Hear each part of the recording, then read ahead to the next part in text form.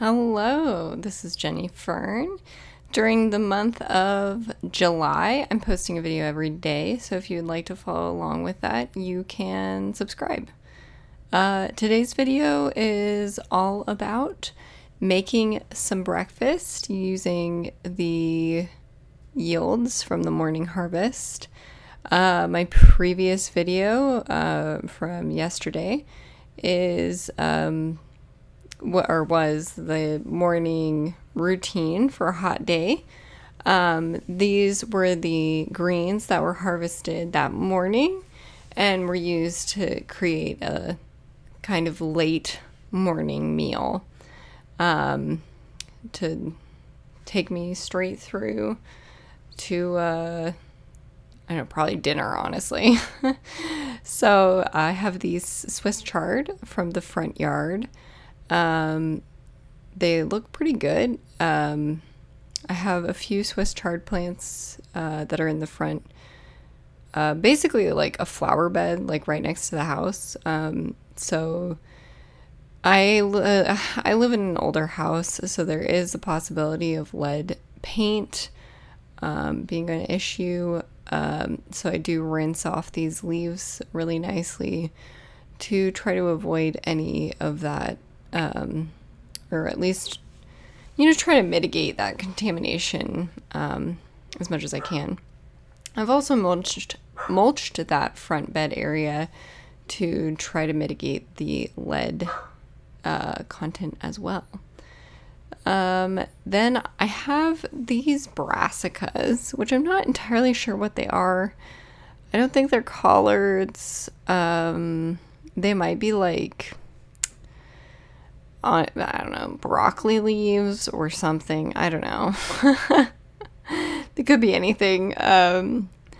So I have some random brassica leaves in here. I do that pretty frequently. I actually really love broccoli leaves. They're so flavorful. And then these are perennial collard greens, or I think tree collards maybe is what they're called. So I have some of these, or maybe it's perennial kale. I don't know. Brassicas. So I have a couple of these leaves as well. So I'm just chopping them nice and finely, and removing the kind of really large, tough stems at the bottom if that's the case of these leaves, if they have that.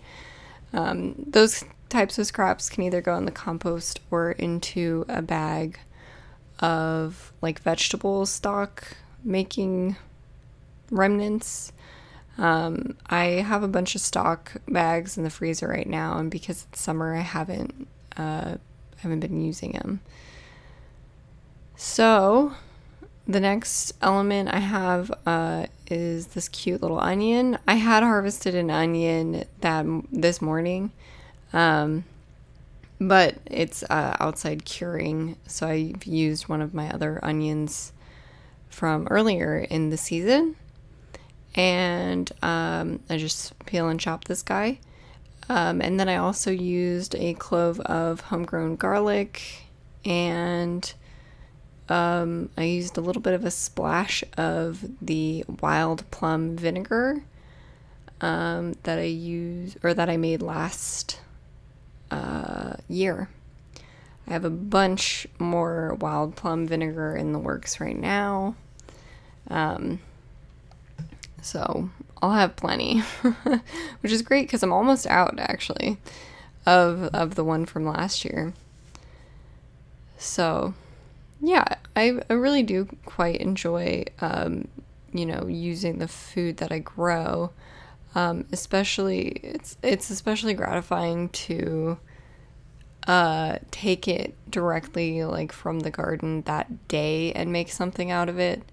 I find that really nice, but it's not always possible because sometimes, like growing on a smaller scale, I do need to accumulate enough of a crop. For example, last year when I was growing okra, I'd harvest maybe like 2 okra a day. And so by the end of the week, I'd have like, enough to do something with. But each day I wouldn't, necessarily have enough. But with greens, it's pretty easy. If you have a couple of plants, you can take a few leaves and combine them all together. I also had some herbs, so some parsley, some, I'm forgetting the name of it. Parsley, oregano, and it's not marjoram, and it's not thyme. Sage. Sage has a really wonderful flavor, and so I used quite a bit of sage and parsley in this dish. I chopped it up and sauteed it with the onion and the garlic. And then I added the greens in to saute with a little bit of vinegar. And then I used butter as the oil. So it's not, not 100% homegrown. Also using salt and pepper. And I fried a couple of eggs, which I don't have chickens, so I don't produce my own eggs. But yeah, it was pretty good. And this is the final product. It was nice. I hope you enjoyed this video, and as always, thanks for watching.